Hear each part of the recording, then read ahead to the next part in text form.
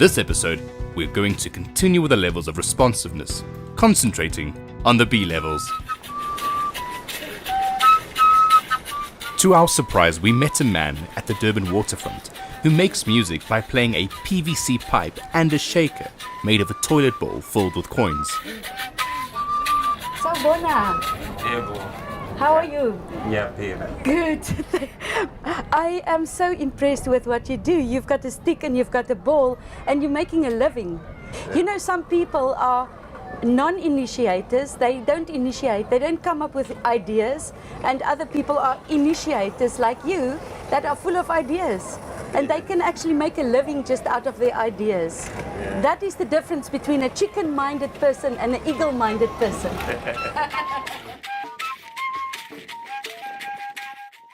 There are 3 B levels. B1, this is the independent state of being.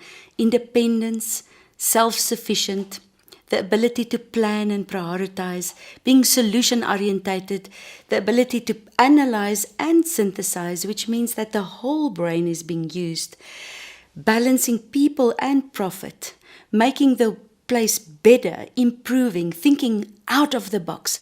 This is the consciously competent state where a person is independent, consciously competent, without structure.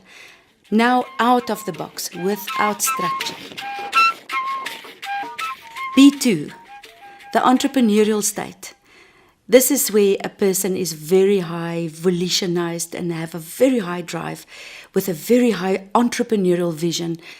B2 is the competitive responsiveness state. It's the state where a person is conscious, competent, independent, but now competitive and novel and innovative. The person thrives on challenges. It competes only with itself. It is very entrepreneurial and it's disciplined. And on this state, the person says, bring it on. Nothing is going to faze me. A human being that operates on a B3 level of OI consciousness is highly responsive, highly adaptive, and highly contributive. Gino Bartali, an Italian champion cyclist, was such a person during World War II. You can imagine what a challenging time that must have been. A person operating on a B3 level is completely unconsciously competent. This means that every single part of his brain is connected with every other single part of the brain through a 40 Hertz wave connection. And therefore, this person is completely oblivious about time, space, hunger, whatever the circumstances might be. Let's see how Gino Bartali responded to a challenge during that time, and try and identify those instances where he was completely oblivious about the dangers that's all around him. Gino Bartali was one of the world's top cyclists. This Italian became a champion during the 1936 Giro d'Italia. The next year he came back to win it again. In 1938 he won the Tour de France and his name became known around the world. But his career was derailed when World War II broke out. The Nazis invaded northern Italy and began targeting Jews living in Italy.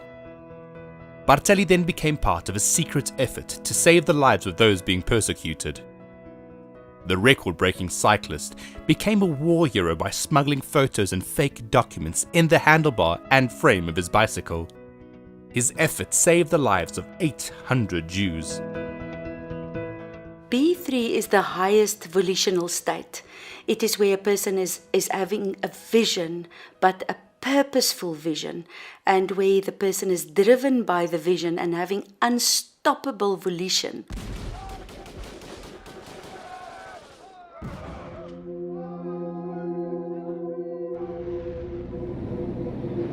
The Battle of Okinawa. A battle in which both sides suffered enormous losses.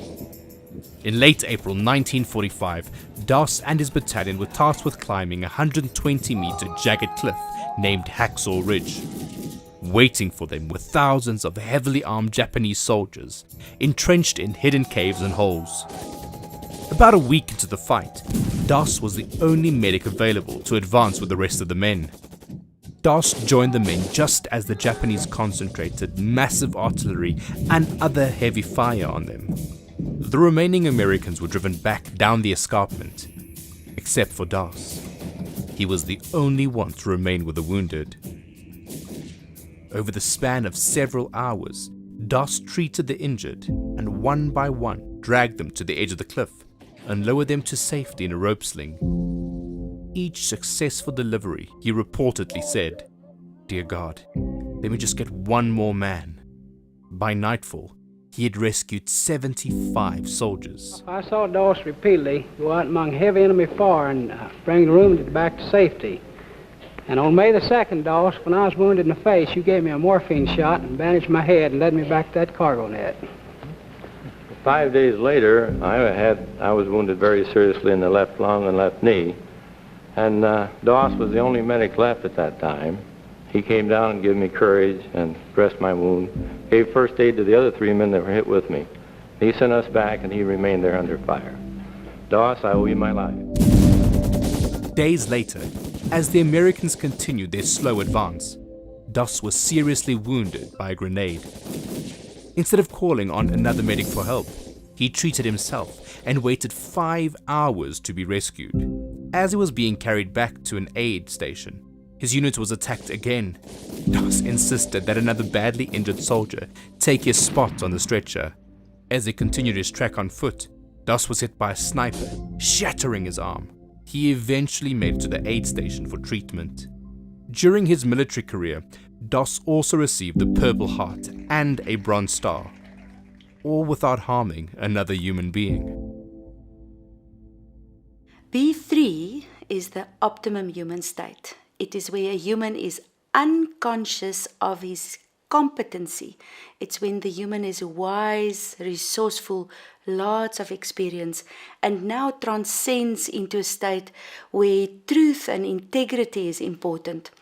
It is where a person has got a vision, but not a vision just for entrepreneurialism, but a vision for a purposeful doing. B3 is the state where a human is a contributor to the society. It's the change-making state. It is the social entrepreneurial state. A person has got a very high vision and a very unstoppable drive, and nobody can break that powerful volitional energy in that human. So the human has got humility. Ego is not important anymore. Volition is now important. Very wise. And then the most important part is that altruistic, bigger cause motive that deals with only the truth and nothing but the truth, no matter what the cost. So the person has got creative compassion, humility. The ego is not there anymore. And there's a lot of authority in what this person says and does because it comes from a very deep internal resourcefulness state. In this episode, it became clear how important it is for every individual to develop higher OI levels.